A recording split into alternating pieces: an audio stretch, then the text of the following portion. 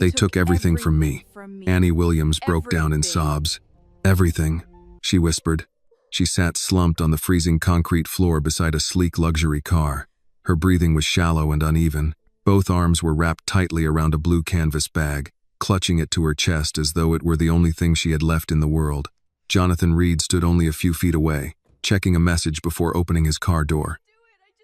At the sound of her voice, he looked up. My God. He quickly slipped his phone into his pocket and crouched down beside her. Miss, can you hear me? Annie shook her head, barely moving, the gesture so small and helpless it was almost painful to watch. I have nothing left. Her voice cracked. They took it all, everything. They took everything from me. Jonathan leaned closer. What did you say? Who did this to you? What happened? Annie tried to answer, but the parking garage seemed to tilt around her. All day, she had eaten only half a sandwich. Her feet were blistered from walking too far, and every time she closed her eyes, she saw her mother's wrists being pulled behind her back. Jonathan glanced at her shoes, one lace hanging loose. An old backpack lay tipped over beside her. Then his eyes settled on the blue bag she held so carefully, protectively, almost as if it were a child. Are you hurt? He asked. Do you need an ambulance? Annie jerked her head up so quickly that the motion made her dizzy. Don't call the police. I said an ambulance. Don't call the police, she repeated, panic rising in her voice. Please, they arrested my mother. Jonathan frowned. Your mother? Annie nodded, then quickly lowered her head as another wave of dizziness swept over her. Jonathan took a slow breath. Listen, young lady, you suddenly collapsed next to my car looking like this, and I have two problems. First, you may actually be in serious trouble.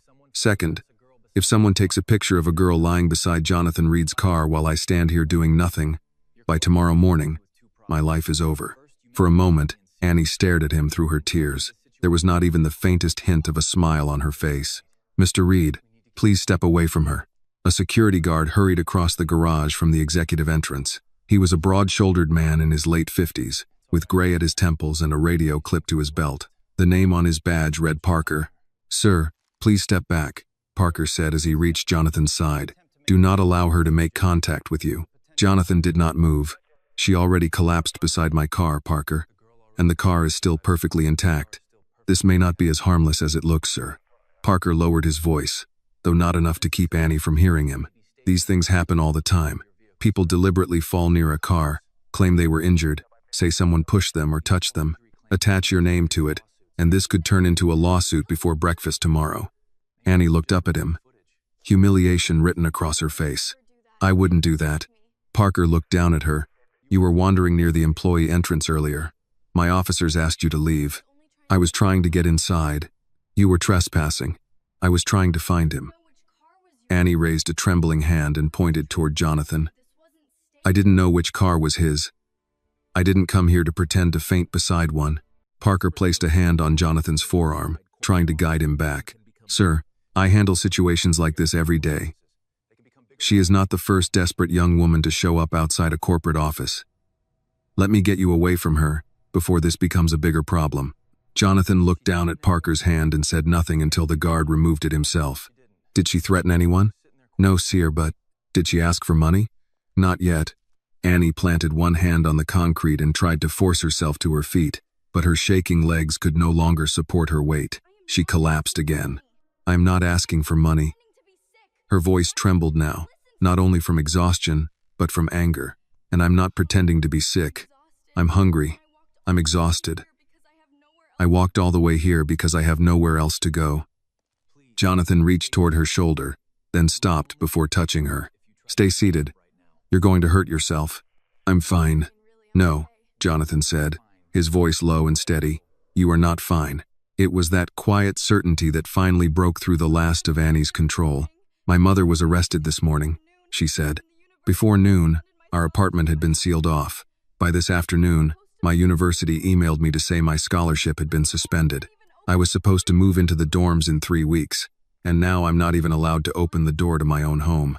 She wiped at her tears angrily, as though she were ashamed of herself for crying. So, sir? No, I'm not fine. Parker's expression changed. Sir, The company is currently dealing with an emergency involving a member of the custodial staff. Legal has advised security not to engage with the employee's family members. My mother has a name, Annie said, her voice turning hoarse. Her name is Eleanor Williams. Jonathan immediately turned fully toward her. Eleanor Williams, your mother works here? She has worked here for 11 years, Annie replied. Night shift custodian, mostly on the executive floors. She comes in after everyone in those offices has gone home and cleans up whatever they leave behind. Parker cleared his throat. Eleanor Williams was arrested on allegations of stealing confidential company documents and using false identification to access restricted files. I don't know whether she is innocent or not. That is for the investigators to determine. She is innocent. Annie's voice was no longer loud. It did not need to be. My mother would return a dollar bill, even if she found it under a desk. Every night, she brought her own coffee from home because she said taking anything that had not been offered to her would only give people one more reason to look down on her. Jonathan said nothing. Annie tightened her hold on the bag. Last night, my mother came home after her shift. She was terrified. I had never seen her that frightened before. Annie swallowed hard. She said she had overheard your wife and your brother talking in the conference room on the top floor. Jonathan's eyes sharpened immediately. Victoria and Daniel? Annie nodded. She didn't tell me everything. She said that, before accusing people that powerful, she had to be certain she had proof. But this morning, the police came to our apartment with someone from this company. They said my mother had stolen files. Her voice caught. They handcuffed her right there in our kitchen. Her cup of coffee was still sitting on the counter. Annie had to pause for several seconds before she could continue. While they were taking her away, my mother kept telling me to hold on to her work bag. She wasn't worried about herself. She didn't care what the neighbors were seeing. The only thing she cared about was this bag. Jonathan looked down at the blue canvas bag. What happened to your home? They said the apartment might contain evidence. My landlord only allowed me to take one backpack, while a police officer stood there watching me pack. Annie let out a bitter laugh. She kept apologizing, as though a few apologies could somehow make it easier to be put out on the street with your entire life stuffed into one backpack. And your scholarship? This afternoon, I received an email saying my scholarship had been suspended because my family's residency records were being investigated as fraudulent. Annie looked up at Jonathan, her eyes red and swollen. I worked so hard for that scholarship. My mother did too. Every night shift. Every bus ride in the rain. Every meal when she pretended she wasn't hungry, so I could have enough to eat. She drew in a trembling breath. All it took was one accusation. By sunset, our entire life was gone. Parker lowered his head. This time, he had nothing left to say. Jonathan remained crouched in front of Annie, ignoring the fact that the knees of his expensive suit were now wrinkled and dusty against the garage floor. Did your mother tell you to come find me? He asked. Annie nodded. She said that if they took her away, I had to find Jonathan Reed myself. Jonathan studied her in silence for several seconds. Then he spoke, his voice very soft. Then tell me. His eyes moved to the bag resting in Annie's arms. Tell me everything your mother was trying to protect. Annie glanced past Jonathan toward the security cameras mounted along the concrete ceiling. Tiny red lights blinked above her like cold, watchful eyes following every movement she made. Not here, she said softly. Jonathan followed her gaze. Parker, do those cameras record audio? No, sir. Video only. Who has access to the footage? Security Command, Corporate Legal, and Executive Management. That answer alone was enough for both Jonathan and Annie to understand that they could not say anything more in that garage. Jonathan slowly rose to his feet. Then we're not staying here. Parker immediately stepped in front of him. Sir, taking this young woman upstairs without legal counsel present would be a serious mistake. What do you suggest? Jonathan asked. That we leave her lying on this concrete floor? I suggest we contact legal and allow them to handle any employee-related complaint through the proper official channels. Jonathan looked directly at him. His voice remained controlled, but it had turned noticeably colder. My wife sits on the board of the foundation. My brother is in charge of internal risk management. According to this young woman, both of them may be involved in what is happening. He paused. The problem may very well be inside those official channels. Parker glanced at Annie, then looked away. I still have a responsibility to protect you. Then start by protecting the truth, at least until I know what that truth is. Jonathan turned back to Annie. She was trying to lift herself onto one knee, but even that small effort made her whole body tremble. He removed his suit jacket, folded it once, and placed it on the concrete beside her. "Sit on this." Annie looked at the jacket, then at him. "I'll get it dirty." "It's only a jacket," Jonathan said. "Not a Reed family heirloom." She studied him, still uneasy, but no longer strong enough to refuse. Finally, Annie carefully shifted herself onto the folded jacket. "Have you eaten anything today?" Jonathan asked. "I'm not asking you for food." "That wasn't my question." Annie lowered her eyes. "A neighbor gave me a sandwich. I couldn't finish it." Jonathan turned to Parker. "Have someone bring a bottle of water and some crackers. Everything must be sealed." "Sir?" "She is afraid of being set up, and you just accused her of trying to set me up." Jonathan held his gaze. "From this moment on, anything she is given stays in its original packaging. Do it now." Parker pressed his lips together, then lifted his radio and called for the food and water. Afterward, he stepped several feet away. Jonathan remained standing instead of crouching down again, as though he wanted to give Annie enough space to keep her from feeling cornered. "Your mother overheard that conversation," he said.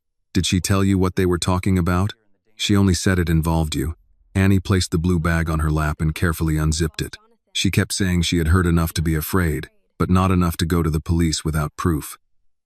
She said people like Mrs. Reed and your brother would know how to make her look dishonest before she ever had the chance to speak. Jonathan's jaw tightened.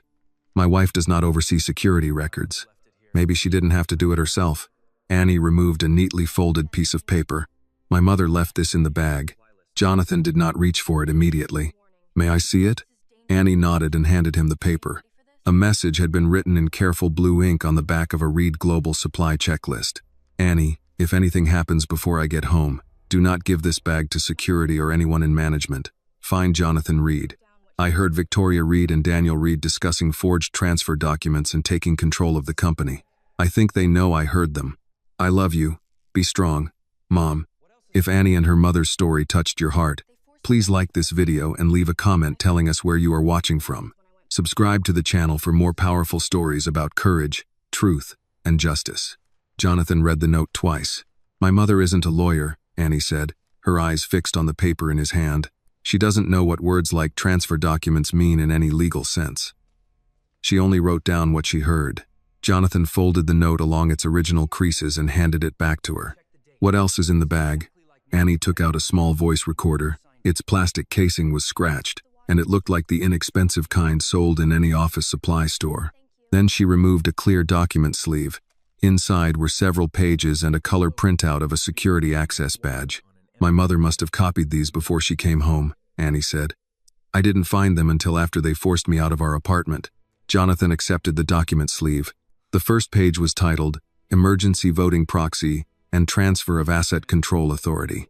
His eyes moved down to the bottom of the page. His own signature was printed there. Jonathan went so strangely quiet that, for a moment, Annie forgot how painfully hungry she was. "Isn't that your signature?" she asked. "It looks exactly like mine." Jonathan checked the date on the document. His face hardened. "But I never signed this." Just then, Parker returned with a sealed bottle of water, an unopened package of saltine crackers, and a woman from the executive reception desk holding a paper cup. Jonathan personally took the water and crackers, then handed them to Annie. "Drink slowly," he said. "If you drink too fast on an empty stomach, you may be sick." Annie unscrewed the bottle cap with trembling hands. The first sip passing over her dry throat almost hurt. She had to force herself to stop after 2 swallows. Parker noticed the document sleeve in Jonathan's hand. "Sir, anything this young woman brought here must be transferred to corporate legal and properly logged." Jonathan held up the forged document. "Who has the authority to draft an emergency proxy bearing my signature?" Parker frowned. "Your office, legal, the corporate secretary. Possibly Mr. Daniels' department, if the document relates to a business continuity plan. And my wife? She does not have system administration authority, sir." Jonathan held his gaze without blinking.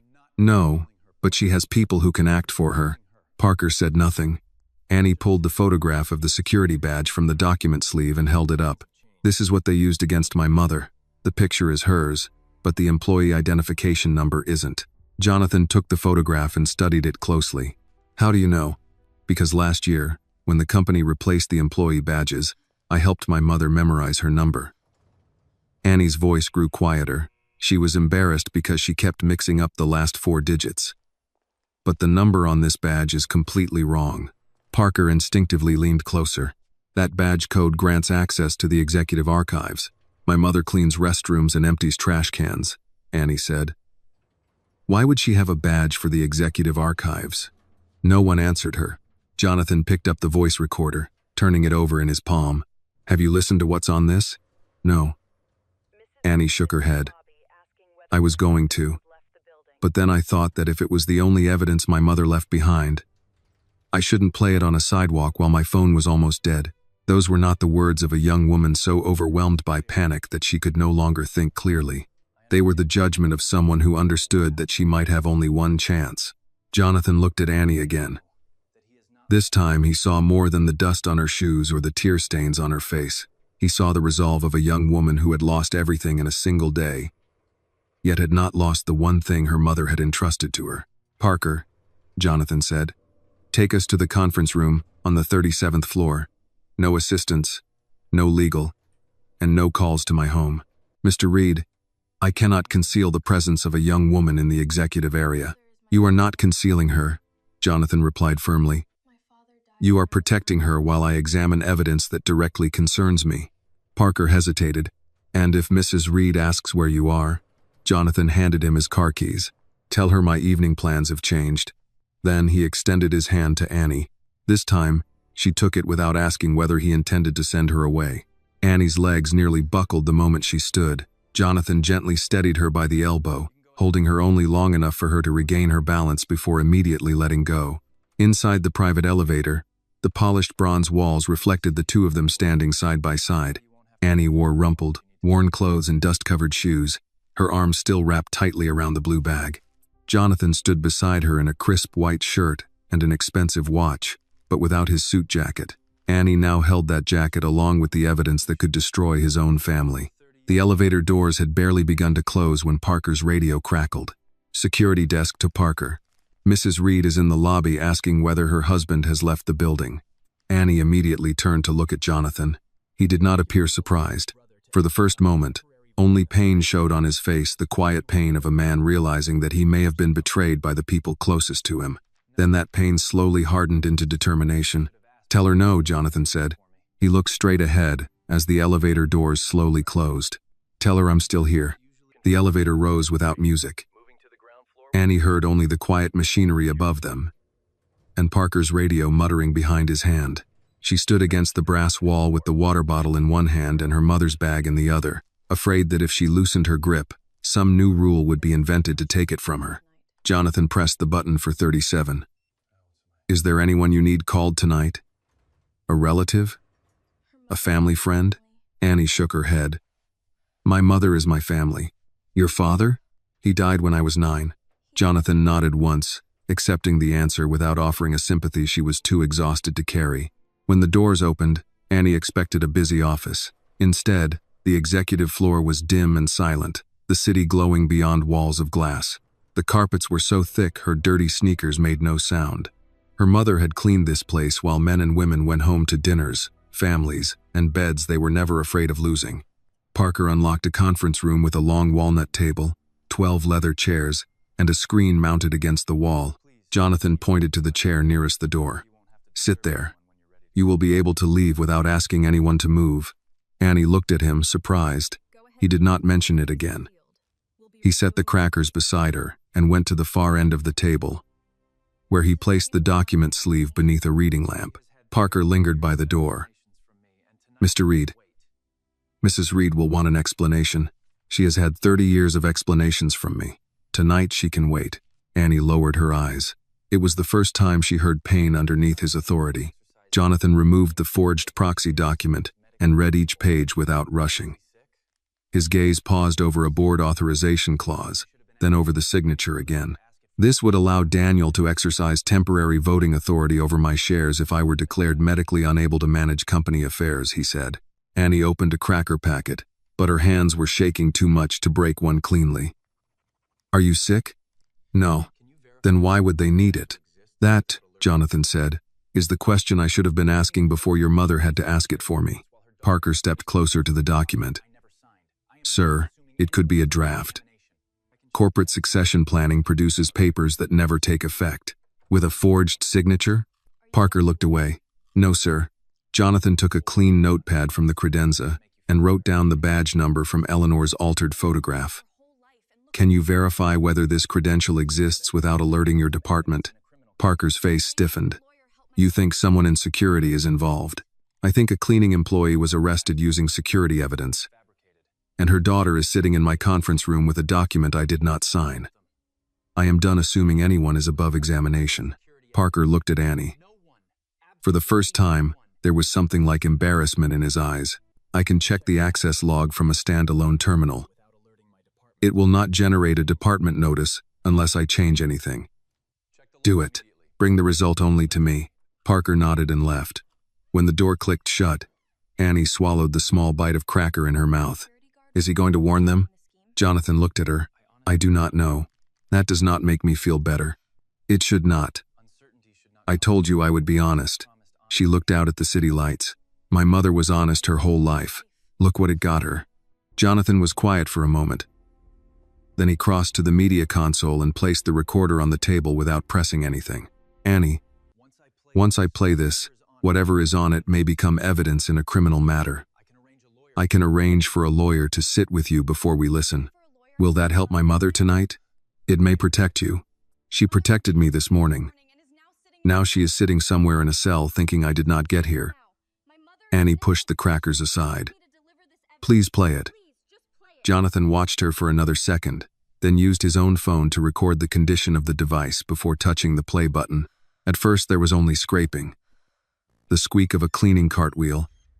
A door closing, the clink of keys. Then Eleanor's breathing, faint and close to the microphone. A man's voice emerged through the static. Danielle, Jonathan will never sign that willingly. A woman answered, clear enough that Jonathan's fingers tightened on the table. He will not have to. Once the board sees the medical report and the transfer authorization, they will act before he knows what happened. Annie covered her mouth. Jonathan did not move. Daniel spoke again. The signature has to survive review. It will. Your legal people handled that. They are not my legal people if this fails. There was a sound from the recording, a cartwheel bumping against something. The voices stopped. Victoria said, "Who is out there?" Eleanor's breathing turned quick. Footsteps came closer. Then the recording became muffled, as if the machine had been shoved into cloth. For several seconds, nothing could be understood. Then Victoria's voice returned, lower now. The cleaning woman saw me.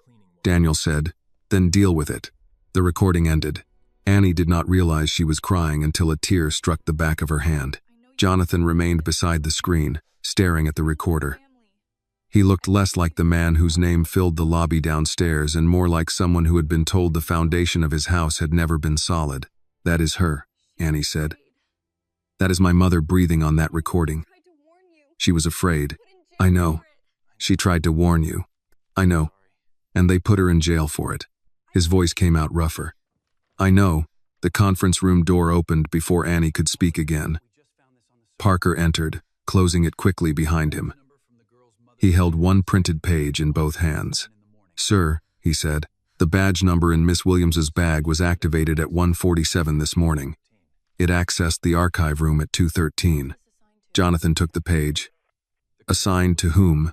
Parker swallowed. No one. It was created as a temporary executive credential, then deleted from the live system 20 minutes after the access event. Who authorized its creation? Parker looked toward Annie, then back at Jonathan. Daniel Reed's office. Annie bent forward, arms wrapping around her stomach. All day, people had treated her grief as noise. Now the truth was sitting on a polished conference table, and it was worse than she had feared. Jonathan picked up his phone. Parker spoke quickly. Who are you calling? Someone my wife and brother do not employ. A woman answered on the third ring. Margaret, Jonathan said, looking at Annie rather than the city outside. I need you at Reed Global tonight. Bring a criminal defense attorney for Eleanor Williams and an independent forensic team. No company email, no company car. And Margaret come through the service entrance. A pause. Yes, he said. It is that serious. When he ended the call, Annie forced herself upright. Can you get my mother out? Jonathan met her eyes. Not by making promises I cannot keep. But before this night is over, she will have a lawyer who knows she was framed. And by morning, the people who did this will know they made one mistake. What mistake? They left your mother enough truth for you to carry it here. From the hallway came the sharp sound of approaching heels. Parker turned toward the door.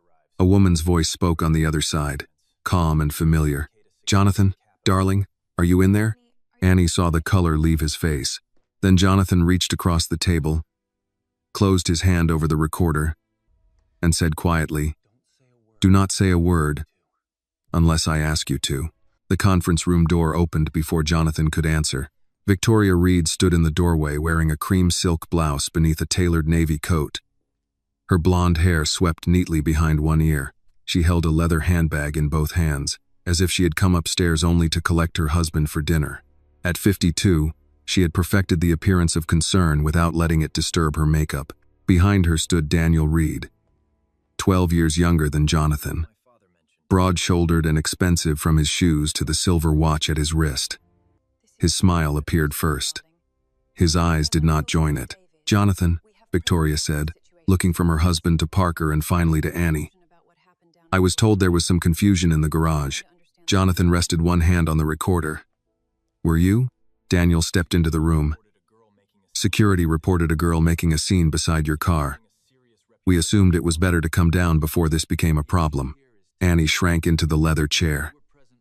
The woman's voice was the same one on the recording, smoother in person, but unmistakable. She could almost hear her mother's quick breathing beneath it. Victoria gave Annie a gentle smile. "You poor thing. Are you ill?" Annie's mouth went dry. Jonathan answered for her. "She is tired. Then perhaps Parker should call an ambulance. She already said she does not need one." Victoria approached the table with measured steps. "Has she given her name?" "My mother's name is Eleanor Williams," Annie said before fear could stop her. The smile left Victoria's face for less than a second, then returned in a softer form. "Eleanor's daughter. Of course. This must be terribly upsetting for you." Daniel pulled out a chair but did not sit. "Jonathan, this is exactly why legal instructed security not to engage with the family. The woman was arrested this morning after an internal theft investigation. Her daughter is understandably distressed, but she cannot simply walk into an executive conference room." "She did not walk in," Jonathan said. "I brought her." Daniel gave a short laugh. "Why?" Jonathan did not lift his voice. "Because she fell beside my car so weak from hunger she could barely stand." Victoria pressed one hand to her chest. "That is dreadful. Parker, why was she left outside in that condition?" Parker looked uncomfortable. "Ma'am, she refused to leave and asked for Mr. Reed. We had no knowledge of her medical condition." Annie stared at Victoria. This was not rage or panic. This was worse. The woman who had destroyed her mother's life could speak about her suffering as though it were an unfortunate housekeeping matter. Victoria turned back to Annie. "Sweetheart, your mother is in a difficult situation, but no one wants you hurt because of it. We can arrange a hotel tonight and have someone from employee assistance speak with you in the morning." "I don't want a hotel." "Then what do you want?" "I want my mother out of jail." Daniel sighed. "That is not how criminal charges work. She didn't do anything. Every person arrested has family who says that." Jonathan's gaze moved to his brother. "You seem very certain of the case against her." I reviewed the incident summary. She was found in possession of restricted material. There are access records, Jonathan. This is not personal. It became personal when my name appeared on a document I never signed. Silence settled over the room. Victoria's eyes went to the document sleeve beside Jonathan's hand. Daniel did not look at it. Instead, he looked at Parker. "Where did that come from?" Parker opened his mouth, but Annie answered. "My mother kept it." Victoria's face warmed with manufactured sadness. "Annie, I know you are frightened, but taking corporate documents from the building may only make matters worse for her." She took proof. "Proof of what?" Annie looked at Jonathan. He had told her not to speak unless he asked her to. His hand remained on the recorder, not hiding it, Only keeping it still. Jonathan spoke. That is what I intend to determine. Daniel stepped toward the table. Let me see it.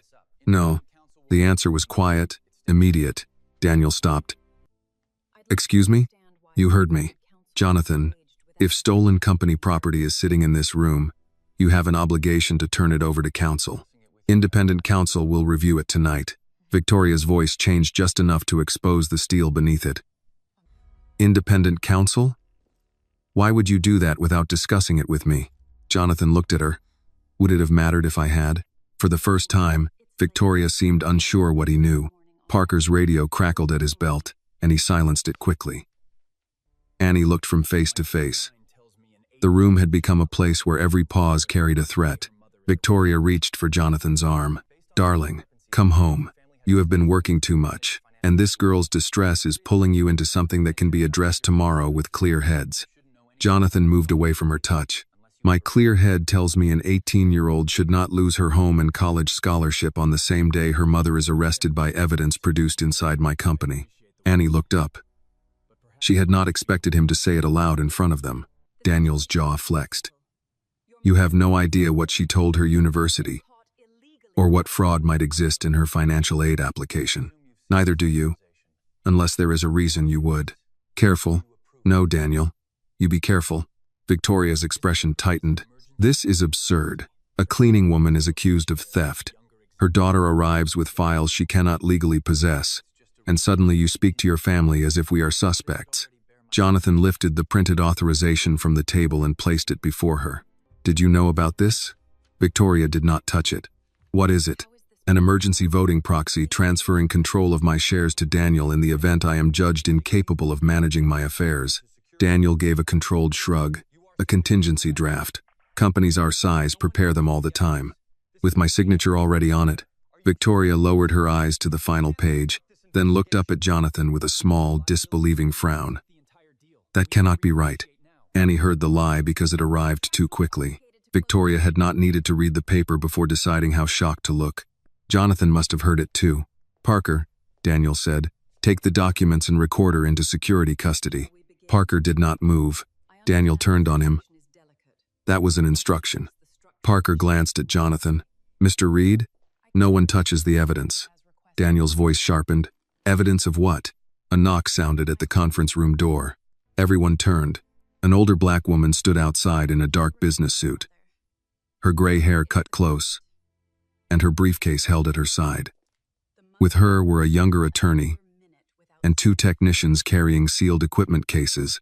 Jonathan opened the door himself. Margaret. She looked once at Victoria, once at Daniel, then at Annie. I came through the service entrance, as requested, Margaret said. Who is my client? Annie rose unsteadily from her chair. My mother, she said. Her name is Eleanor Williams. Margaret's face softened, but her voice remained firm. Then before we do anything else, young lady, we are going to make sure your mother does not spend another minute without someone fighting for her. Victoria turned toward Jonathan. Her polite concern had vanished. You called an outside criminal attorney? Jonathan held his wife's gaze. I called someone I trust. Daniel reached for his phone. Parker moved between him and the door. Sir. Mr. Reed asked that nobody leave with information from this room. Daniel stared at him. You work for this company. Parker answered. Yes, sir. I believe that is exactly the problem tonight. Annie held her mother's blue bag against her chest as Margaret crossed the room toward her. She was still hungry. Her mother was still behind bars. Her home was still locked and her scholarship still suspended. But Victoria Reed was no longer smiling. For the first time that day, Annie saw fear on the right face. Margaret did not waste time asking Annie to repeat what had already cost her so much to say. She set her briefcase on the table, took out a legal pad, and nodded to the younger attorney beside her. Caleb, call the county detention center. Confirm Eleanor Williams is being held. Tell them counsel is on the way, and make it plain that no investigator interviews her without us present. Caleb was already dialing. Margaret turned to Annie. Did your mother take any medication tonight? Does she have a medical condition I need to know about? High blood pressure, Annie said. Her pills are in our apartment. Then we make that our second call. Victoria gave a controlled sigh. Surely this is becoming excessive. Eleanor was arrested, not abandoned in a ditch. Annie stared at her. Margaret closed her pen with a click. Mrs. Reed, I have spent 37 years walking into rooms where comfortable people decide a poor woman can wait for basic dignity. I have never once found waiting improved the woman's condition. Jonathan's gaze remained on his wife. Margaret has full authority to represent Eleanor. I will cover every cost. Daniel let out a quiet laugh. There it is. Jonathan turned. There is what? The rescue. Daniel slipped his phone into his jacket, though Annie noticed the screen had already lit in his hand. A frightened girl appears with a story. And suddenly, you are funding criminal defense, ordering outside investigators, accusing your own family. Do you understand what this will look like to the board? I am less concerned with appearances than you seem to be. You should be concerned. Reed Global is not your private conscience fund. No, Jonathan said. It is my company. Which is why a forged transfer carrying my signature interests me. Victoria moved nearer to Daniel. Jonathan, whatever this is, it should stay inside the family until facts are established. Annie heard the word family and felt the cruelty of it. Eleanor had spent 11 years emptying their wastebaskets and polishing the glass outside their offices. Now that her life had been ruined, she was an inconvenience outside the family circle. Margaret touched Annie's forearm lightly. You do not have to stay in this room while grown people quarrel over what was done to your mother. I want to stay. Then stay. One of the forensic technicians placed the recorder inside a clear evidence pouch and began documenting the time, condition, and names of everyone present. The second photographed the proxy papers and badge image without removing them from the table. Jonathan watched every step. Daniel watched the technicians. This is ridiculous, he said. Parker, remove the girl from the executive floor. She is not an employee, and she is interfering with an internal matter. Parker squared his shoulders. Mr. Jonathan Reed authorized her presence. I am Executive Vice President of Risk Management, and he is the chairman. The words were respectful, but Daniel received them like an insult. Victoria's phone rang. She looked at the screen, silenced it, and addressed Jonathan in the patient tone one might use with a man embarrassing himself in public. You have had a difficult year. I know you prefer not to discuss your health, but acting impulsively in front of witnesses only gives people reason to question your judgment. Jonathan's face did not change. My health? Fatigue. Stress. The doctor advised rest. Annie saw Margaret look up from her notes. Daniel moved in quickly. She means you have been working too much. Nobody is questioning your capacity. You just brought it into the room beside a forged proxy designed to remove me from control. Victoria's composure tightened at the edges. You are twisting my concern. No, Jonathan said. I am finally hearing it. Caleb returned to Margaret's side. Miss Williams is being held pending arraignment tomorrow morning. They had not yet provided medication. I informed the supervisor we are arranging delivery and requested she be placed on no interview status. Annie's knees weakened. She gripped the back of a chair. Can I talk to her? Not yet, Margaret said, but she is no longer alone in this. A soft vibration sounded on the table. Parker checked his radio, then frowned at his phone. A second later, Caleb's phone chimed. Then Annie's, from inside her backpack. She took it out. The screen was crowded with messages from numbers she did not know. How much are you demanding from Reed? Your mom stole. Stop playing victim. Fraud runs in the family. Annie went cold. What is this? Margaret took the phone gently and scrolled. Do not answer any of them. Parker looked at his own screen. There is a post spreading online. Someone photographed Miss Williams in the garage, beside Mr. Reed's car. Jonathan turned sharply. From inside this building? The angle appears to be from the employee ramp. Daniel shrugged. Anyone could have taken it. Parker read further, his voice darkening. The caption says, Daughter of arrested Reed Global janitor confronts billionaire chairman after mother caught stealing sensitive documents. Annie stared at the photograph. She was sitting on the concrete beside the car, face wet, shoulders bent. Jonathan was crouched near her. From a distance, the image made her look dramatic, demanding, almost dangerous. Another post appeared beneath it.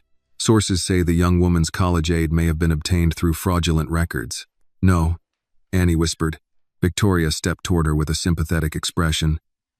Annie, this is why I said we should handle things carefully. Public attention can be cruel. You did this. Victoria stopped. I beg your pardon? You knew about my scholarship. I knew your mother had a daughter. That is all. Do not speak to her, Margaret said. Daniel turned to Jonathan. Now do you understand? She has accused Victoria in front of council with no evidence. This is going to become a circus, unless you end it tonight. Jonathan picked up Annie's phone and looked at the photograph, then at the timestamp. It had been posted less than 6 minutes after Victoria and Daniel entered the conference room. Parker, preserve every security log, every camera feed, and every outgoing communication from this floor. Daniel stepped forward. You cannot seize private communications without process. I can preserve company data on company systems. Victoria's voice cooled. And what will you tell the press when they ask why a wealthy white businessman took a distressed black girl into a private executive suite after hours? Annie heard exactly what she was doing, turning even Jonathan's help into something shameful, something that could be made ugly enough for people to avoid the truth. Jonathan did not look away. I will tell them she arrived asking for someone to listen. And I made the mistake of listening before my public relations team approved it. Annie's phone continued to vibrate in Margaret's hand. Each sound felt like another door closing. I cannot do this, she said. Margaret turned. Annie, if they are already saying this about me, what are they saying about my mother? Her voice rose despite her effort to contain it. She will see it. Everyone at her church will see it. My school already thinks we are criminals. Jonathan moved toward her, but she stepped back. I should never have come here. Annie reached for the blue bag on the table. Maybe if I go, they stop. No, Jonathan said. They do not stop because you surrender. They stop because they are exposed. You do not know that. He looked at the woman he had married and the brother he had trusted, then back at Annie. No, he said. But I know what happens when decent people are frightened into silence. Outside the conference room, elevators began opening on the executive floor. Voices carried down the corridor, followed by the sharp click of cameras. Parker crossed to the door and glanced through its narrow glass panel. Sir, reporters are in the lobby downstairs. Someone told them Miss Williams is up here with you. Annie covered her mouth with one hand. She had come to save her mother. Somehow, before the night was over, the people who framed Eleanor had found a way to put Annie on trial too. Parker kept one hand on the conference room door, while camera shutters clicked somewhere below them, multiplying Annie's worst moment into something strangers could judge before breakfast. Margaret returned Annie's phone and lowered her voice. Turn it off. Tonight, it is not information. It is a weapon. Annie held the phone between both hands. What if Mama calls? She will call through me the moment they allow it. I give you my word. That phrase mattered. Eleanor had always said a person ought to be careful with promises, because words were the only property some people owned outright. Annie shut the phone down and slipped it into her backpack. Victoria looked toward the hallway. Jonathan, reporters inside your building will do more damage with every minute this continues. Let Daniel and me speak to them. We can calm this down. Daniel nodded. We say an employee matter is under review and that you assisted a young woman in distress. Nothing more. Nothing about her mother being framed? Jonathan asked. There is no proof of that yet. Margaret lifted her chin toward the sealed recorder. There is enough proof to keep your mouth closed until my technicians finish preserving it. Daniel's face reddened. You do not speak to me that way in my family's building. Margaret regarded him without blinking. A frightened 18-year-old walked here hungry, with a forged corporate document in her mother's bag. Tonight, this building belongs to facts. Jonathan reached for the phone at the center of the table and pressed an internal extension. Parker, escort my wife and brother to the public elevator. They are not to enter a security office, an executive file room, or a communications station without my written approval. Victoria turned toward him. You are dismissing your own wife from the room over the word of a stranger? I am separating people named in a recording from evidence. You have not even confirmed it is genuine. That is why independent people are here.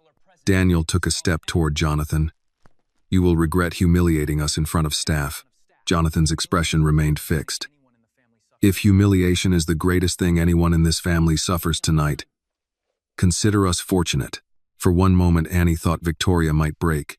Her jaw tightened, and her eyes went to the blue bag with a hatred so naked Annie's hands moved around it again. Then the mask returned. "Come, Daniel," Victoria said. "Your brother needs time to understand what he is doing." Parker opened the door. Daniel went first, shoulders rigid. Victoria paused beside Annie. "I'm sorry your mother placed you in the middle of something you cannot possibly understand." Annie's fear remained, but something else rose beside it. "My mother did not put me here." Victoria's eyes chilled. "You did." Margaret stepped between them. The elevator, Mrs. Reed. When the door closed behind Victoria and Daniel, Annie's strength seemed to drain out with the silence. She sat down too quickly, staring at the table where the sealed evidence bags rested beneath the white ceiling lights. "I should not have said that." Jonathan loosened his tie. "Why not?" "Because now she knows I know." "She already knew, Annie.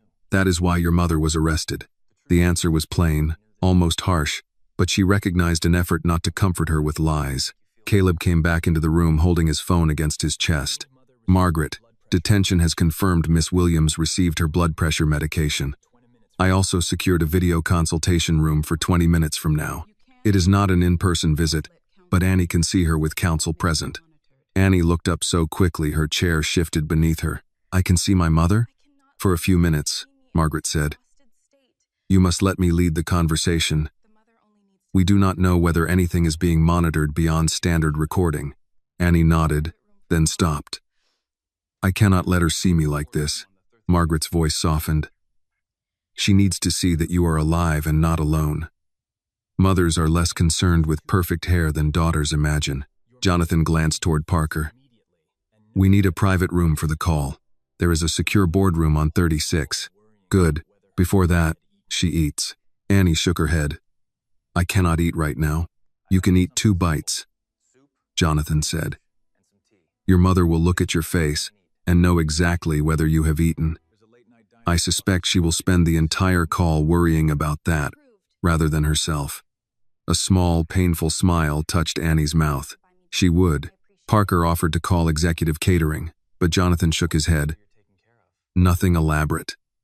Soup, a turkey sandwich, hot tea. There is a diner across Franklin Square that delivers late," Parker said. "Chicken noodle soup is decent. Cornbread, too. Order that." Annie looked from one man to the other, as though she had entered a language she did not speak. "You do not have to buy me dinner." Jonathan sat across from her, leaving the length of the table between them. "When I was 13, my father died and my mother cleaned rooms at a roadside motel outside Macon. She used to bring home biscuits wrapped in napkins because she had told the manager they were going in the trash. Some nights that was our supper." He looked down at his watch, then removed it and set it on the table, as though he wanted one less sign of the distance between them. "I remember what hunger sounds like when someone is too proud to name it." Annie had not expected that. She had imagined men like him had been born beside polished cars and private elevators. "Your mother was a cleaner?" "She was a woman who worked until her hands hurt so her son would be permitted to pretend he had done everything alone." His mouth moved slightly, not quite a smile. She would not approve of that sentence. "She sounds like my mother. Perhaps that is why I am still sitting here." The food arrived in paper containers carried by a young receptionist whose eyes went directly to Annie, then lowered politely when Margaret gave her a warning look. Parker closed the conference room doors again. Jonathan poured sweet tea into a paper cup and pushed it across the table. Annie lifted a plastic spoon. The soup was hot, with soft noodles and carrots. The first swallow made her throat tighten. She ate another before her tears began again. "I'm sorry," she whispered. "For eating?" Jonathan asked. "For crying everywhere." He folded his hands. "You lost more in one day than many people could survive in a year. Cry where you need to." She took a bite of cornbread. It tasted like the kind Eleanor sometimes made on Sundays, when she put extra honey in the batter because Annie liked the crust sweet. "Mr. Reed," Annie said after a moment, "what if they make everyone believe her? Victoria? And your brother? What if they already did?" Jonathan looked at the recorder inside its clear bag. "Then we give the truth better witnesses than lies have. That does not always work." "No." His voice was quiet. "Justice is not automatically fair. People make it fair by refusing to look away when fairness becomes costly. Annie set down her spoon. Do you really believe my mother? Jonathan answered without hesitation. I believe your mother. 4 words. Nothing grand, nothing promised beyond what he could know. Yet Annie closed her eyes as if someone had finally opened a door in a room where she had been suffocating all day. Margaret rose and gathered her legal pad. It is time for the call. Annie wiped her face with a napkin, folded the remaining cornbread back into its paper wrapper, and picked up the blue bag. As Parker led them toward the secure boardroom, Jonathan stayed beside her, neither ahead nor behind. On the darkened elevator panel, the numbers began to descend. Somewhere below, reporters waited for a story. Somewhere across the city, Eleanor Williams waited behind a locked door. Annie no longer knew how the night would end. But when the screen in the secure room flickered on and her mother's tired face appeared, the first words out of Annie's mouth were the ones she had walked all the way downtown to be able to say. Mama, I found him. Eleanor's face appeared on the screen beneath a hard ceiling light, washed pale by the detention center camera. Her hair, always pinned neatly for work, had loosened around her temples. She wore a gray holding cell uniform instead of her navy cleaning shirt. Annie saw the metal table, the painted cinder block wall, and one trembling hand resting beside a paper cup of water. Mama, I found him. For a moment, Eleanor did not speak. Her lips moved, but grief reached her eyes before words did. Oh, baby. She leaned toward the screen. Are you all right? Where are you? I'm at Reed Global. Mr. Reed is here. A lawyer, too. Eleanor shut her eyes. The breath that left her sounded as if she had been holding it since morning. Thank God. Margaret Brooks sat beside Annie, her legal pad open. Jonathan remained near the back wall, out of the camera's view, until Eleanor asked, Is he there? Mr. Reed? Jonathan stepped forward. I'm here, Miss Williams. Eleanor straightened as much as the room allowed. Even behind bars, she seemed determined to meet him with the dignity she had carried through 11 years of cleaning his offices after midnight. Sir, I never stole from your company. I believe you. Her shoulders dropped slightly, then tightened again. You should not believe me only because my daughter is hurting. I don't. Jonathan glanced at Annie. I heard the recording. Eleanor's eyes closed. Then she got the bag to you. She did. Annie pressed her hand against the screen as if it might close the distance. Mama, why didn't you tell me everything last night? Because I thought I could get through one more shift, make copies, then take it to somebody in the morning. I thought if I kept you out of it, they could not touch you. Eleanor swallowed. I was wrong. They canceled my scholarship, Annie said before she could stop herself. Eleanor went still. What? Margaret placed a hand over Annie's wrist. Miss Williams, we will address every consequence of this. Your daughter is safe tonight. Right now, I need the facts while they are fresh. Eleanor nodded, though her face had broken open at the thought of Annie's scholarship. Yes, ma'am. Tell me about last night. Eleanor took a slow breath. I was assigned to the executive floor. Usually the conference rooms are empty after 11. A little after midnight, I heard voices in the room across from Mr. Reed's office. Mrs. Reed was there with Mr. Daniel Reed. They were discussing a document that would give Mr. Daniel control if Mr. Reed was declared unfit. Jonathan's hand closed around the back of a chair.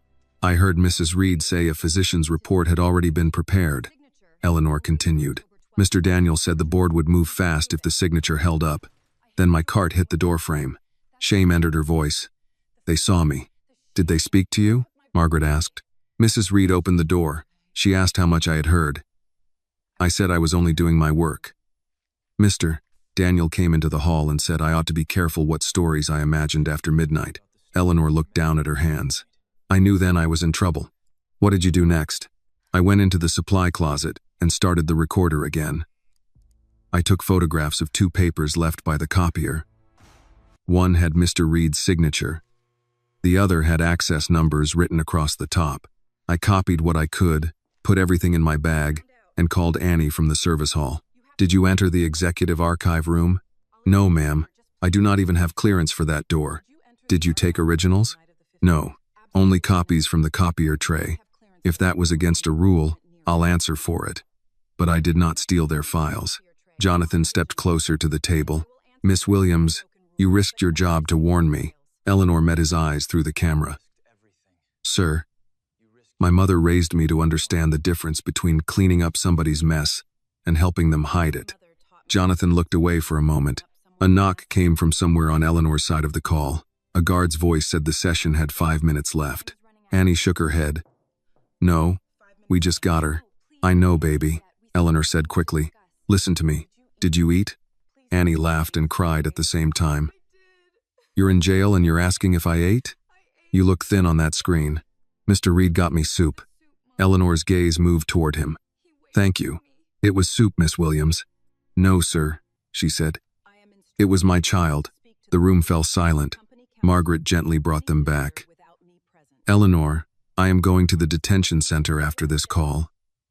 You do not speak to anyone else about the case. Not police, not company counsel, not a visitor claiming to help you. Do you understand? Yes, ma'am. The screen timer began flashing. Annie leaned closer. Mama, I'm going to get you out. Eleanor's eyes filled. You do not carry all of this by yourself. You hear me? I hear you. And Annie? Yes, ma'am?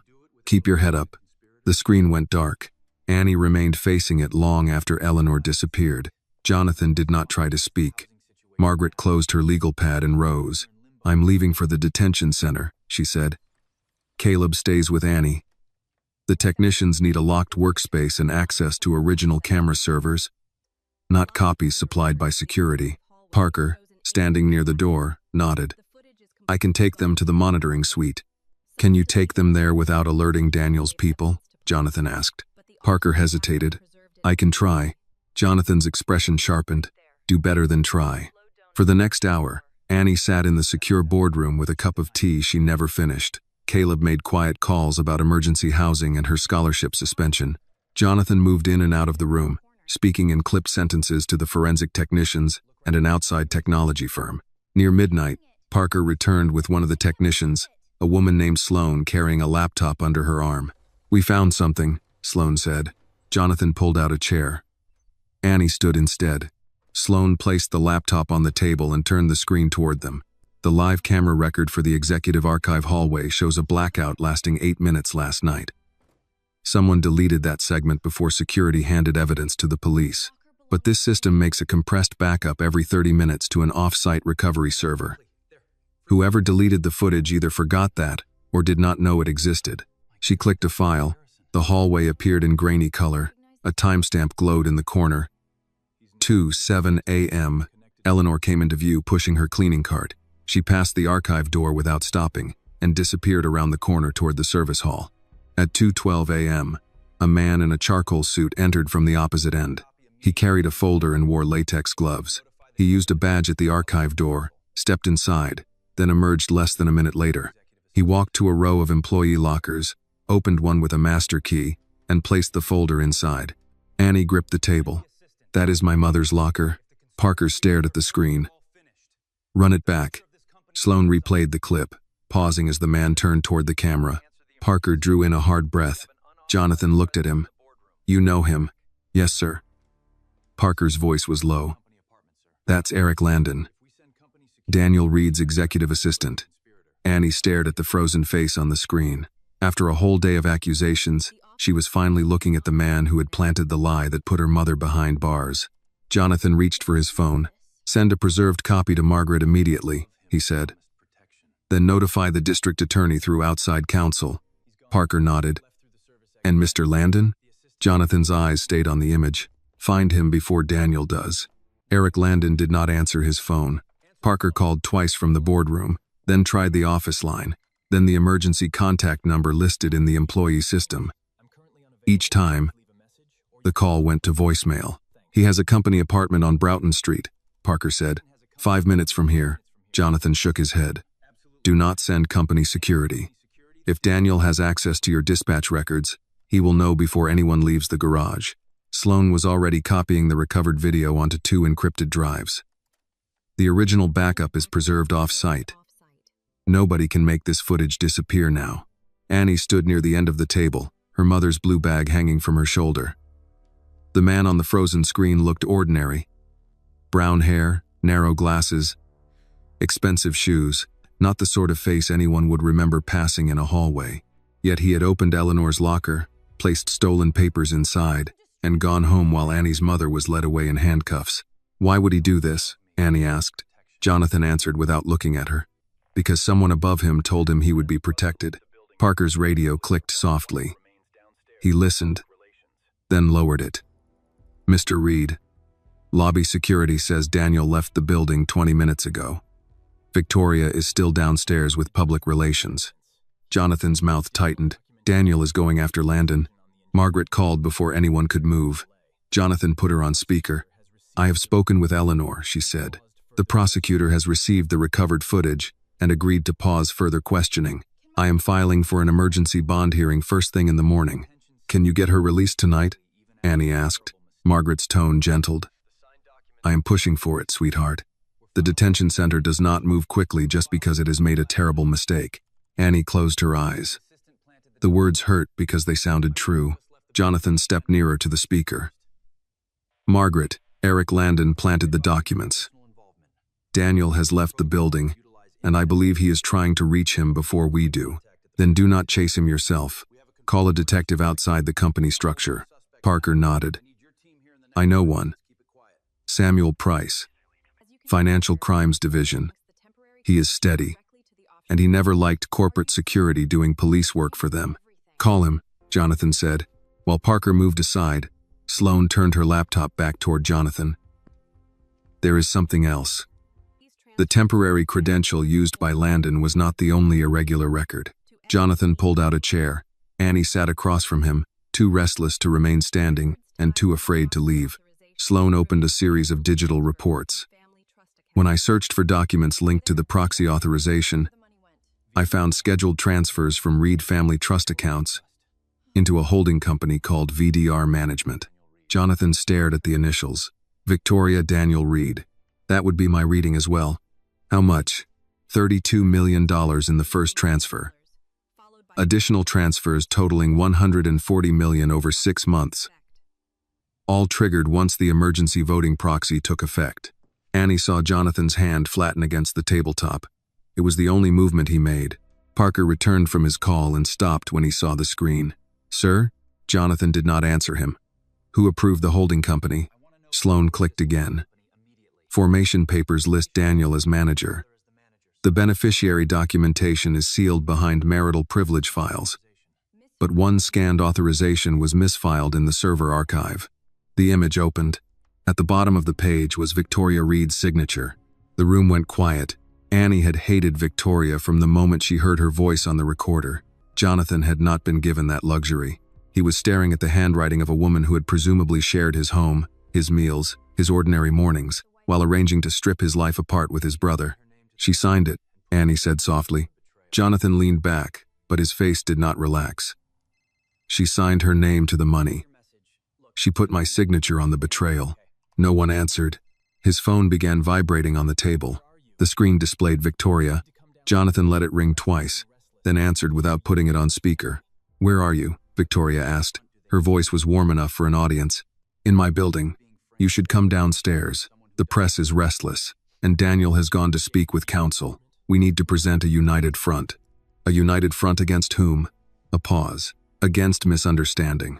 Against a girl whose grief has made her accuse people she does not know. Annie looked down at her hands. Jonathan's voice remained level. Did you create VDR Management? This time, the pause was longer. I have no idea what you are talking about. $32 million from my family trust was scheduled to enter it the day Daniel took control under a forged proxy. Jonathan, listen to yourself. That girl came into your building carrying stolen papers. And now, you are repeating whatever fantasy she has constructed. The girl brought me evidence. My technicians found your signature. Victoria's voice sharpened. Our technicians, Jonathan. Our company. Our household. You are letting outsiders examine private family affairs because a janitor's daughter cried beside your car. Annie looked up. Jonathan closed his eyes for one moment. When he opened them, the hurt had gone somewhere deeper. Eleanor Williams heard you, he said. So you let her be arrested. No. Say it again after I play the recording for the board. Victoria inhaled sharply. Do not do anything reckless. Daniel will explain everything. Daniel is looking for the assistant who planted documents in Eleanor's locker. The line went silent. Then Victoria said, "You have no idea how much trouble that woman caused by putting herself where she did not belong." Jonathan's free hand curled into a fist. "She was at work. She was cleaning a hallway, Jonathan.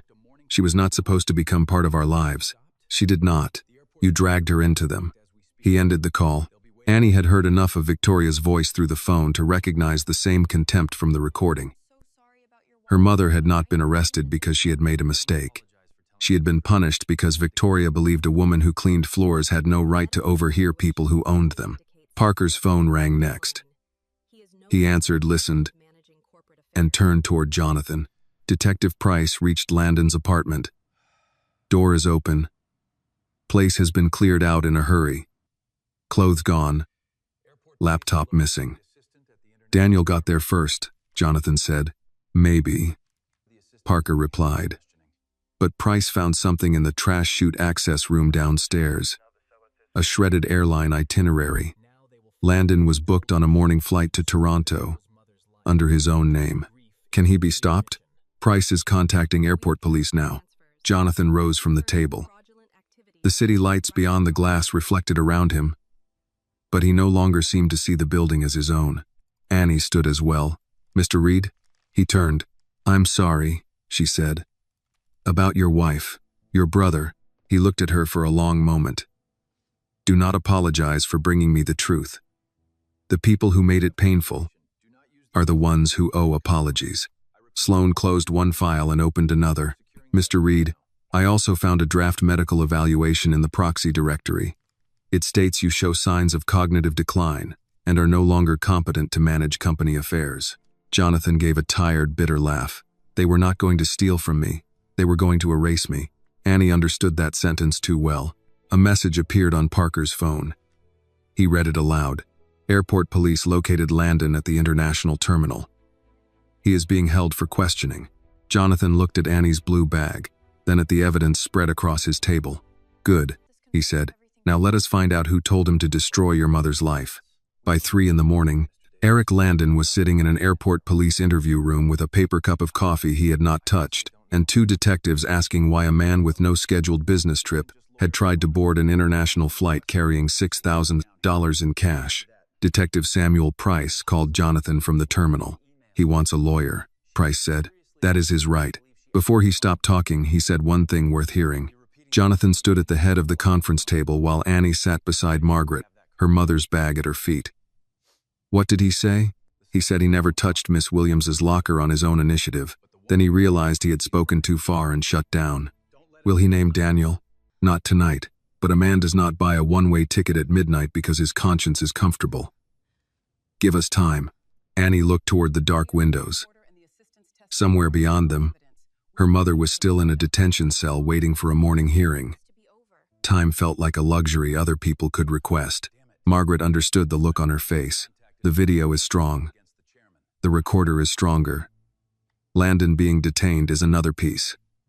Your mother's attorney will place all 3 before a judge at first docket. At first docket means when? 8:30, if the court does not delay us. Annie nodded, though her fingers twisted together beneath the table. Parker's phone buzzed. He read the incoming message, then cursed under his breath. Jonathan looked at him. "What now?" "Board members are being contacted individually. Mr. Daniel is requesting an emergency vote to place you on temporary administrative leave." Jonathan gave a humorless smile. "On what grounds?" Parker handed him the phone. Annie watched. Jonathan read. His face became unreadable, which was worse than anger. Margaret rose. "Read it aloud." Jonathan did.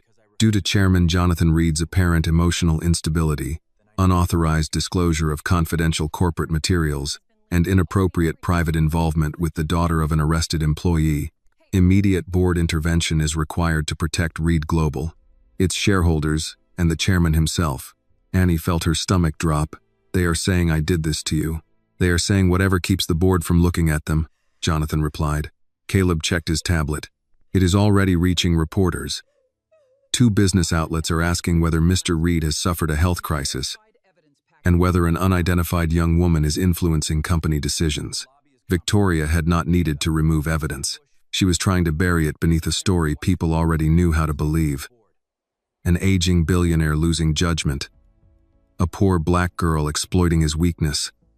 A respectable wife stepping in to protect everyone. "I should leave," Annie said.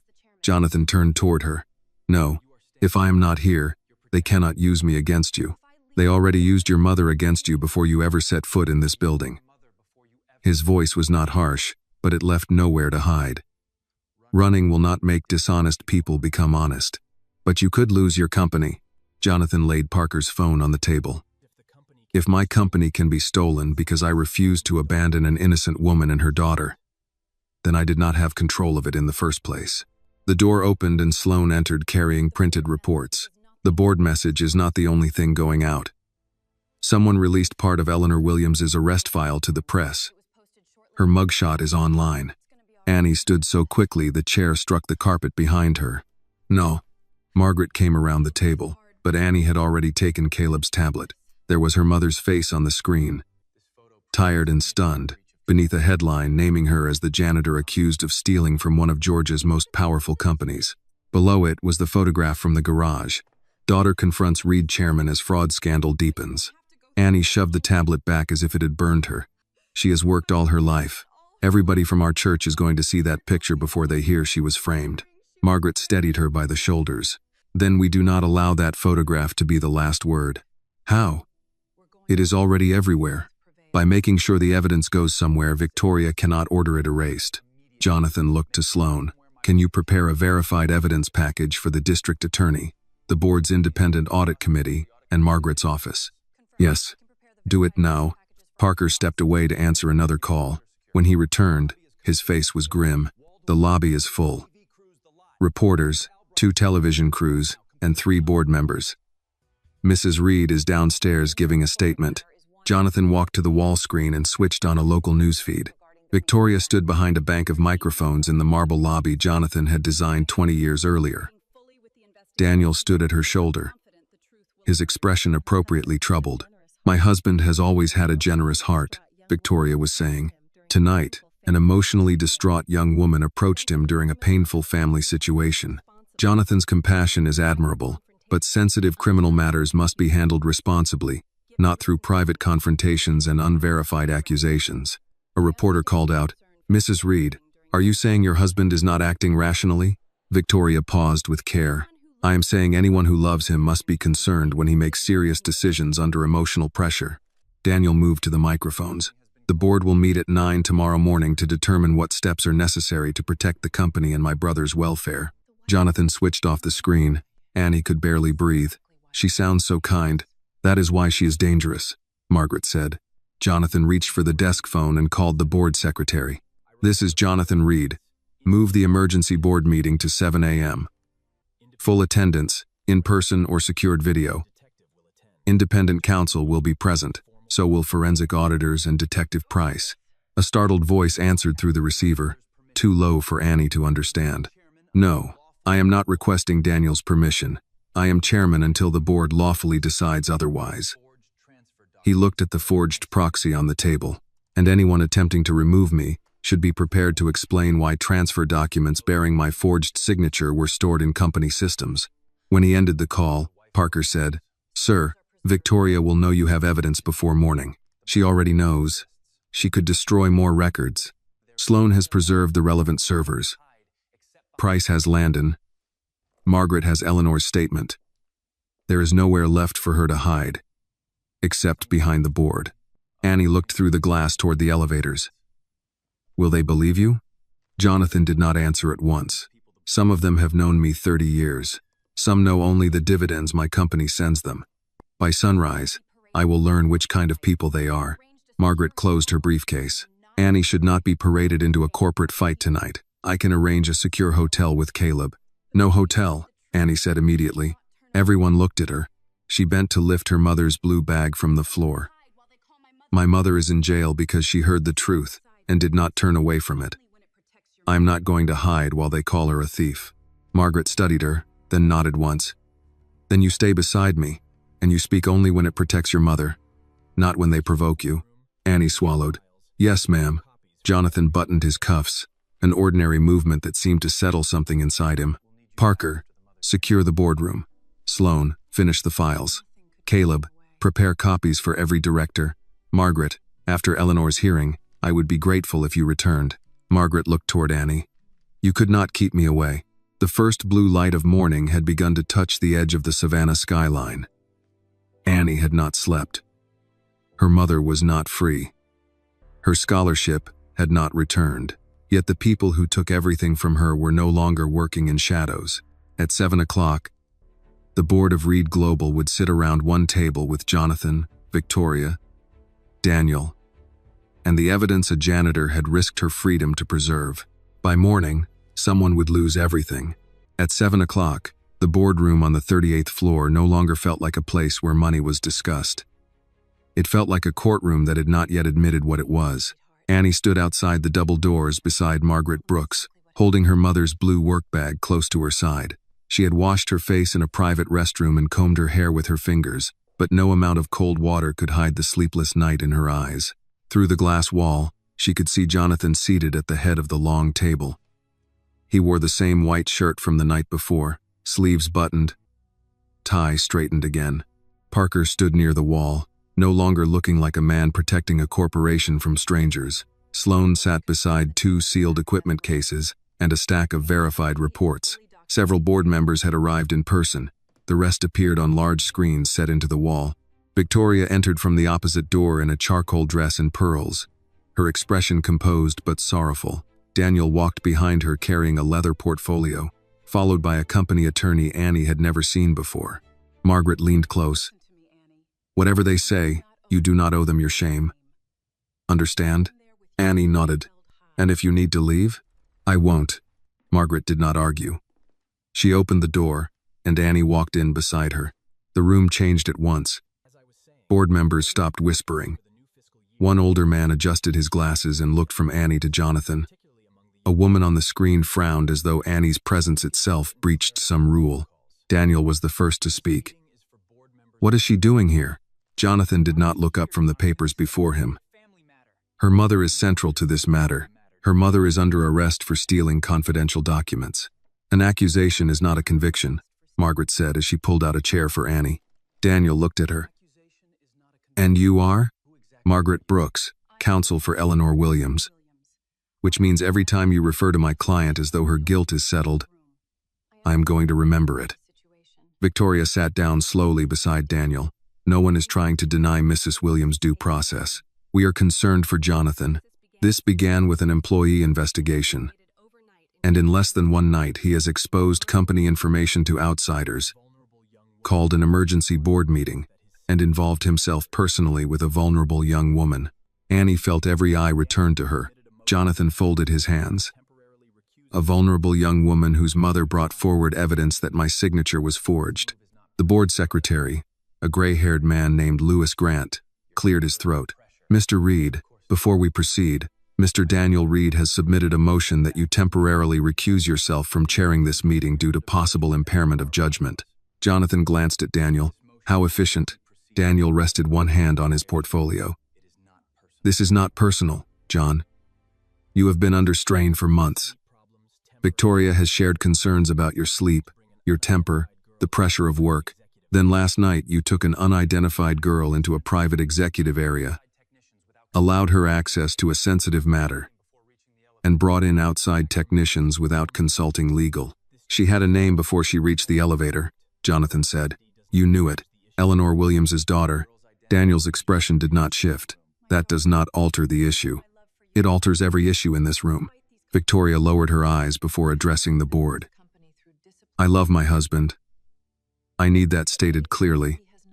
Jonathan built this company through discipline and judgment. But lately, he has not been himself. When this young woman appeared beside his car, terrified and distraught, he seems to have attached himself to her story before anyone could verify it. Annie's fingers tightened on the fabric handle of the bag. Margaret spoke quietly. She did not appear in his life because she wanted attention. She appeared because your company's actions left her homeless. In a single day. Victoria looked across the table with polite regret. Miss Brooks, if Miss Williams's circumstances are difficult, I am sorry. But her mother was found with documents she had no authority to possess. We cannot reshape facts simply because the daughter is sympathetic. I am not sympathetic, Annie said. Margaret touched her sleeve, but Annie continued, I'm tired, I'm hungry, I'm scared for my mother. But none of that makes what happened to her less true. Daniel leaned back in his chair. This is exactly the problem. A personal tragedy is being allowed to disrupt the governance of a billion-dollar corporation. Jonathan's voice remained calm. The governance of this corporation was disrupted when someone drafted a proxy, transferring my voting rights to you, and placed a false signature beneath my name. Murmurs moved around the table. Lewis Grant lifted one hand. There is a document? There is, Jonathan said. It has been preserved and reviewed preliminarily by independent forensic specialists. Victoria turned to him, her voice almost pleading. Jonathan, you are holding up a copied piece of paper brought here by the daughter of a woman accused of theft. Have you considered that you are being manipulated? The question seemed designed for the board, not her husband. Annie recognized that now. Victoria never needed to be believed by the person she harmed. She only needed everyone else uncertain. Daniel opened his portfolio. I have the security investigation summary here. Eleanor Williams used a fraudulent credential to access restricted archives at 2:13 yesterday morning. Materials were later discovered in her assigned locker. The police arrested her based on physical and electronic evidence. There is no proof my brother's proxy document was not obtained as part of that theft. Annie could not stop herself. Because it was put in her locker, Daniel looked at her for the first time. Miss Williams, you are not qualified to make that statement. I watched the video. His fingers paused over the report. Victoria looked sharply at Jonathan. What video? Jonathan did not answer immediately. Sloan did. Recovered backup footage from an off-site server. The original segment was deleted from the primary security archive. Several board members sat straighter. Daniel recovered first. Who authorized you to access company files? Mr. Reed authorized independent preservation of records connected to suspected fraud against him. Suspected because she told him so. Daniel gestured toward Annie. This girl arrived with a bag of stolen materials and a desperate story. Are we truly allowing her to direct corporate decisions? Annie felt the weight of the room pressing down on her. The polished table, the suits, the screens. The old belief that a girl like her should accept what powerful people decided she was. Jonathan pushed his chair back and stood. Be careful, Daniel. Why? Because she cried in your parking garage? Because her mother may be in jail for refusing to let you steal from me. Victoria rose as well. Stop this. You are frightening her and humiliating yourself. No, Annie said. Her voice was small, but the room heard it. She opened the blue work bag on her lap and reached inside. Victoria's eyes fixed on her hand.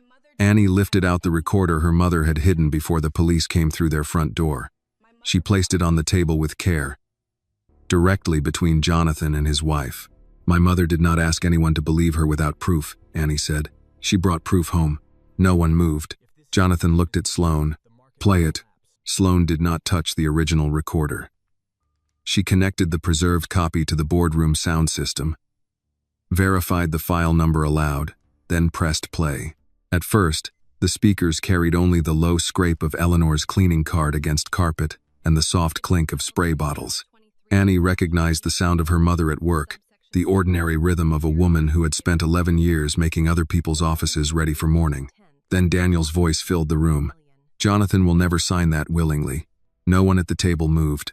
Victoria's recorded voice answered, clean and unmistakable. He will not have to. Once the board receives the medical report and the transfer authorization, they will act before he understands what has happened. Jonathan kept his eyes on his wife. On the recording, Daniel said, the signature has to survive review. It will, Victoria replied. The legal files are already prepared. Once you control the shares, the trusts move next. A woman on one of the board screens covered her mouth. Daniel sprang from his chair. Turn that off. That file has been altered. Sloan did not even glance at him. The recording was copied under chain of custody procedure. The metadata and audio structure show no editing. That proves nothing. The speakers crackled. Eleanor's cart struck something in the hallway. Victoria's recorded voice sharpened. Who is out there? There was movement, footsteps, Eleanor's frightened breathing. Then, quieter but still clear, Victoria said, "The cleaning woman saw me." Daniel's response followed. "Then make her look like a thief. No one will believe her over us." The recording stopped. For several seconds, the only sound in the boardroom was the air conditioning. Annie's hands gripped the blue bag in her lap. Hearing the words again did not make them easier. It made her see her mother standing alone in that hallway, wearing rubber gloves and a navy uniform, facing two people who had already decided her life was expendable. Lewis Grant removed his glasses. "Daniel, Victoria, is that your conversation?" Daniel pushed away from the table. "Absolutely not. I will not sit here while a stolen recording is used to stage an attack on my family." Jonathan spoke without raising his voice. "You have spent the night telling this board I am not well enough to run my company. You may at least be healthy enough to answer a question." Victoria turned toward him, tears gathering in her eyes with practiced speed. "Jonathan, you cannot truly believe I would do this to you. I heard your voice. You heard something created by a desperate woman who was caught stealing." Annie stood. "My mother did not create your voice." Victoria's gaze snapped toward her. The softness vanished so quickly that several people at the table saw it happen. "You have no idea what your mother did," Victoria said. "She was paid to clean offices, not spy behind doors and carry papers home. She heard you planning to rob your husband. She should have kept her head down and done the work she was hired to do." The words struck the room harder than a shout. Margaret rose beside Annie. "Thank you, Mrs. Reed. I believe that sentence will be of interest to the prosecutor." Victoria's face tightened. "Do not twist what I said. You did not leave much work for me." Daniel grabbed his portfolio. "This meeting is over. Until the authenticity of every item is independently tested. Nothing said here carries legal weight." Parker moved toward the doors before Daniel reached them. "Please sit down, sir." Daniel stared at him. "Get out of my way. Detective Price requested that no person named in the evidence leave before he arrives. You take orders from me." Parker's expression did not alter. "Not anymore." The double doors opened behind him. Detective Samuel Price entered with two plainclothes officers and a uniformed deputy. He was in his late 50s, wearing a rumpled jacket over a pale shirt, his face showing the fatigue of a man who had been working since midnight and had found enough to keep going. "Daniel Reed," Price said, "before you make your next decision, you should know Eric Landon decided an airport interview room was a lonely place to protect people who booked him a ticket out of the country." Daniel's complexion drained. Victoria looked at him. "Daniel?" Price laid a folder on the table. "Mr. Landon has provided a preliminary statement. He says, Mr. Daniel Reed directed him to create a temporary access badge using Eleanor Williams's photograph, plant restricted documents in her locker, and delete camera footage from the executive archive corridor. He also says Mrs. Victoria Reed approved the plan after Mrs. Williams overheard a private conversation." Daniel pointed at Victoria. "She devised it. She said Eleanor was a threat. She told me Jonathan would never suspect his own wife." Victoria stared at him in disbelief. "You coward. You signed the accounts," Daniel said. "You prepared the medical report. Do not stand there and pretend this was my idea alone." Jonathan closed his eyes briefly, as if their eagerness to betray each other had cut deeper than their conspiracy. Detective Price turned to Sloane. "Do you have the recovered hallway footage?" She handed him a sealed drive and a printed verification sheet. "It shows Landon entering the archive using the false credential and placing documents into Eleanor Williams' locker." Price nodded to his officers. Victoria backed away from the table. "Jonathan, listen to me. Daniel manipulated this. He has resented you his entire life. I may have signed papers I did not understand, but I never meant to hurt you." Jonathan looked at her. "You had an innocent woman arrested. She was nobody to us." Annie felt Margaret's hand close over her shoulder. Jonathan's face settled into a calm so complete it was painful to witness. "That was your mistake. You thought being unknown to you meant she did not matter." Price approached Victoria. "Mrs. Reed, turn around and place your hands behind your back. This is absurd. Jonathan, tell them to stop." He did not move. Daniel headed toward the side door, but Parker blocked it. One of the detectives caught Daniel's wrist and turned him toward the wall. "Do you know who I am?" Daniel snapped. "Yes, sir. the detective said while fastening the cuffs. "That is why I brought a second pair." Victoria struggled when the deputy reached for her handbag. "Do not touch me. I am Victoria Reed. This is my husband's company," Jonathan answered from the head of the table. "Not for what you used it to do." The officers led Daniel out first. He was already demanding an attorney. Victoria followed, her heels striking the floor in uneven steps. At the doorway, she twisted toward Annie. This girl destroyed everything. Annie's legs shook, but she stood straight. "No," she said. "My mother told the truth. You destroyed everything yourself." The doors closed behind Victoria Reed. Around the table, directors who had arrived ready to judge Jonathan now avoided Annie's eyes. Lewis Grant cleared his throat. "Mr. Reed, on behalf of the board." "Not yet," Jonathan said. "Before anyone apologizes to me, an innocent employee is still in jail." Margaret was already gathering the recorder, the video certification, and Landon's statement into her briefcase. "I am going to the courthouse now," she said.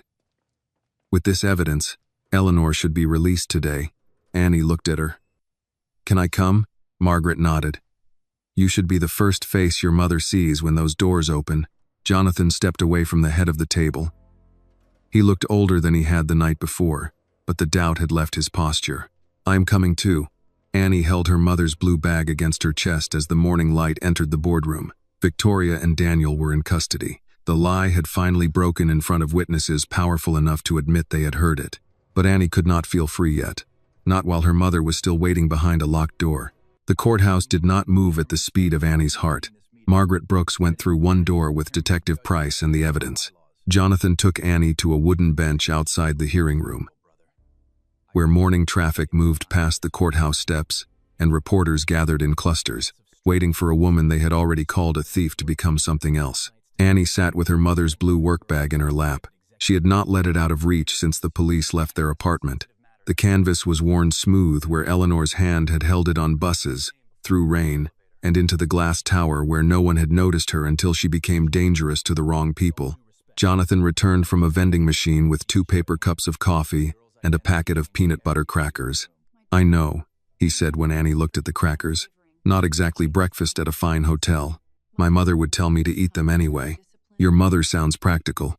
"She is." Annie opened the packet but did not eat. "What if they don't let her out?" Jonathan sat beside her, leaving room between them. Then Margaret files again, and Detective Price stands before the judge again, and I stand wherever I am, useful until someone corrects what was done. You make that sound simple. No. He looked toward the hearing room door. I make it sound necessary. Before Annie could answer, the door opened. Margaret came out first, her briefcase against her hip, and for the first time since Annie met her, the older woman smiled. "Stand up, sweetheart." Annie was already on her feet. A deputy stepped into the hallway. Behind him came Eleanor Williams in the clothes she had been arrested in: navy work shirt, dark pants, worn black shoes. Someone had returned her lanyard, but the badge hung backward against her chest. Her face was exhausted, and her hair had not been properly combed. But when she saw Annie, she lifted both arms. Annie ran. The blue bag fell onto the bench as she reached her mother. Eleanor wrapped her close and pressed her cheek against Annie's hair. Neither of them spoke at first. There were no words large enough for the kitchen door, the handcuffs, the locked apartment, the photograph online, or the night Annie had spent wondering whether she would ever feel her mother's arms again. "Oh, baby," Eleanor whispered at last. "You kept your head up." Annie held her tighter. "I tried." "You did more than try." A camera shutter clicked near the courthouse entrance. Eleanor stiffened, but Jonathan stepped between the women and the reporters before anyone could call out a question. "Give them a minute," he said. A reporter raised a microphone. "Mr. Reed, can you confirm your wife and brother were arrested this morning?" Jonathan's face hardened. "I can confirm that Eleanor Williams was falsely accused after trying to protect the company that employed her and the man whose name is on it. Anything further belongs to the district attorney." Another reporter called, "Will Reed Global compensate Miss Williams?" Jonathan turned toward Eleanor. That is a conversation she deserves to enter without cameras pointed at her. Eleanor watched him with quiet caution. "Mr. Reed, Miss Williams, I owe you more than an apology. You owe my daughter a future that does not carry this stain on it. Jonathan nodded. Then, that is where we begin. Margaret took Eleanor's arm gently. Your criminal charges have been dismissed pending formal expungement. The judge ordered your personnel record preserved and referred the arrest circumstances for investigation. Victoria Reed and Daniel Reed are being held on conspiracy, forgery, obstruction, and false evidence charges. There will be more hearings. But you are going home. Eleanor looked at Annie. Home? Annie's joy faltered. They sealed the apartment. Not anymore. Margaret said. The search order has been withdrawn. Caleb spoke to the property manager. The locks will be opened before we arrive. Eleanor closed her eyes, and Annie saw her shoulders finally give way. Her mother did not collapse. She simply allowed herself one deep, shaking breath before reaching for Annie's hand. They returned to their apartment just after noon. Mrs. Halpern was waiting in the hallway with the key, an apology, and a casserole wrapped in foil. Behind her stood Mrs. Cora from 2B holding a grocery bag full of sweet tea, canned soup, bread, and a still warm apple pie. I told everybody not to believe that nonsense, Mrs. Cora said, hugging Eleanor before she had fully stepped through the door. You sit down. That girl of yours needs feeding, and so do you. For the first time in 24 hours, Annie laughed. It came out wet with tears, but it was a laugh. The apartment looked disturbed. Drawers had been opened. Papers had been shifted. Her scholarship letter still sat on the dresser, though the frame had fallen face down during the search. Annie picked it up, wiped dust from the glass, and set it upright again. Her phone rang in her pocket. The caller ID showed Savannah State University. She answered with her mother beside her. Miss Williams? A woman said. This is Dean Harris from Student Aid. I want to personally apologize. Information supplied to our office has now been confirmed as fraudulent. Your full scholarship has been immediately reinstated, including housing and books. Nothing about your admission has changed. Annie covered her mouth. Eleanor gripped her free hand. Are you still there? The dean asked gently. Yes, ma'am. Annie's voice shook. I'm here. We look forward to welcoming you on campus. When the call ended, Eleanor drew Annie into her arms again. You are going to college, she whispered. I'm going to college. 3 weeks later, Reed Global held no celebration and issued no glossy performance of regret. At Eleanor's request, the company released a plain public statement, clearing her name and accepting responsibility for failing to protect an employee who reported wrongdoing. Jonathan dismissed the compromised legal and security supervisors, submitted company records to prosecutors, and appeared whenever investigators called. He also asked Eleanor and Annie to meet him one afternoon outside the headquarters. The black supercar waited where Annie had collapsed beside it, sunlight bright along its door. This time she approached it on steady feet, wearing a Savannah State t-shirt and carrying a folder of enrollment papers instead of her mother's evidence bag. Jonathan handed Eleanor a document. This establishes the Eleanor Williams Scholarship Fund for children of custodial, maintenance, cafeteria, and overnight service employees. Full tuition awards. Independent board. You have a seat on it, should you accept. Eleanor studied the paper. You named it after me? I named it after the woman who did the right thing when people with more power expected her silence. Annie blinked back tears. Why did you believe me that night? Jonathan looked at the car, then at her. Because the truth in your hands was shaking, he said, but it was still the truth. Eleanor reached for her daughter's hand. Together they turned toward the sidewalk, where campus orientation, a reopened home, and a life no one else would be allowed to steal were waiting. Behind them, the black car remained in its space, no longer the place where Annie had lost her strength, but the place where someone had finally stopped long enough to hear her. This story reminds us that truth may tremble in the hands of the powerless, but it does not lose its value. Annie and her mother had no wealth, influence, or protection. Yet their dignity and courage exposed people who believed money could hide cruelty. Jonathan's choice teaches us that doing what is right often begins with simply listening to someone others have dismissed. No person should be judged by their job, race, or poverty, and no injustice should be ignored because speaking up is uncomfortable. Real justice begins when we choose to see one another as human beings worthy of protection, respect, and a fair chance to rise again. This video is a work of fiction created with the assistance of artificial intelligence. All characters, events, and situations are not real and do not represent any actual people or true stories. The content is intended for storytelling and emotional illustration only.